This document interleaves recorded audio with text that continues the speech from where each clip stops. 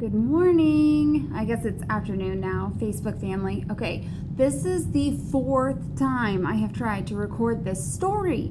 And at first I thought maybe God was telling me that I'm not supposed to share it. I don't believe that. I've prayed about it. I've thought about it. I know that you are meant to hear this story. But first I lost the video, and then twice I couldn't get the live feed to work. So here's crossing our fingers for chance number 4. Hopefully fourth time's a charm. Okay, here we go. I want to talk about everyday miracles. A couple of weeks ago, we had a revival at our church. We have a guest pastor, Kip Laxon, come in, and he teaches a series of sermons over a 4-day period. And this time he was talking about Jesus's miracles. One of the first messages he gave, he talked about how we oftentimes will miss out on the miracles that God is performing in our lives because we're trying to fit them into a mold. And when these miracles aren't these grandiose acts like someone being cured of cancer or a big financial burden being lifted, we miss it.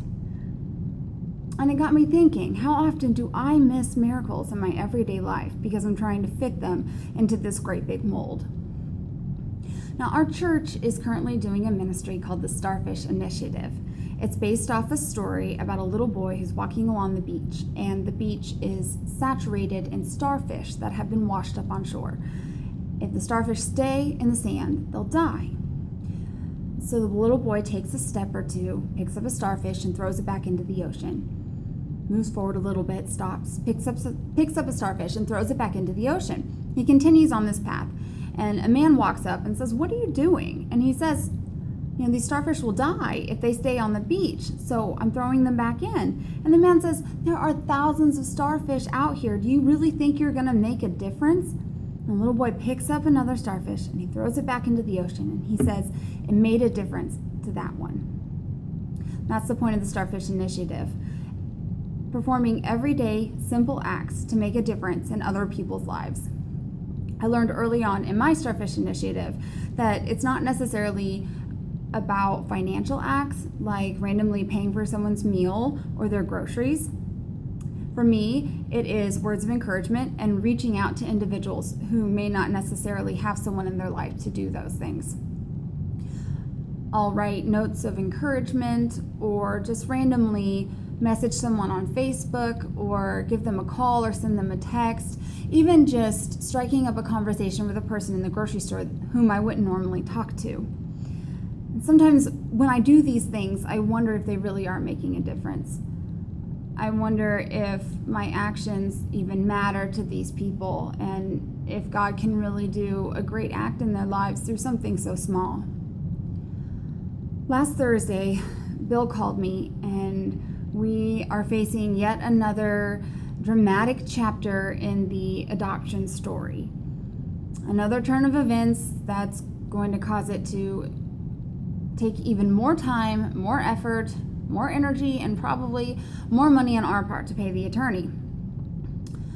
Well, I made the phone calls I needed to make, but when I got off the phone with Bill, I was just feeling so discouraged. And I continue to say that I believe that God has control over this situation, and I do, and I trust that it's all going to work out.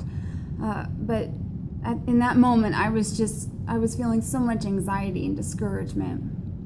So I went back to work, and I got a customer service call, and I answered the woman's questions about her policy.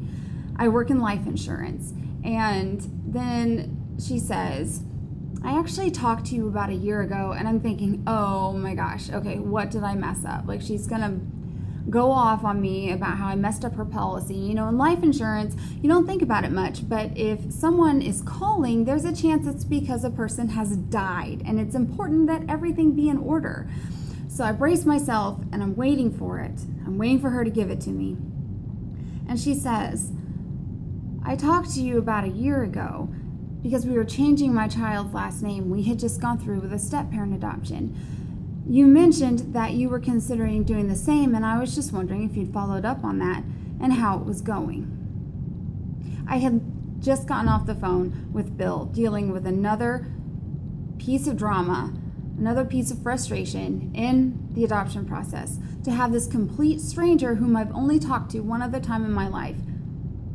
I ask me how it's going, tell me that she's thinking of me.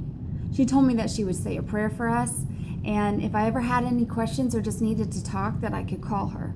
Now, obviously, due to, privacy regulations and guidelines, I don't know if I can do that, if I can contact her on a personal level, but just the fact that she thought to ask and she followed through on it, she took the time and exuded that energy, those 30 seconds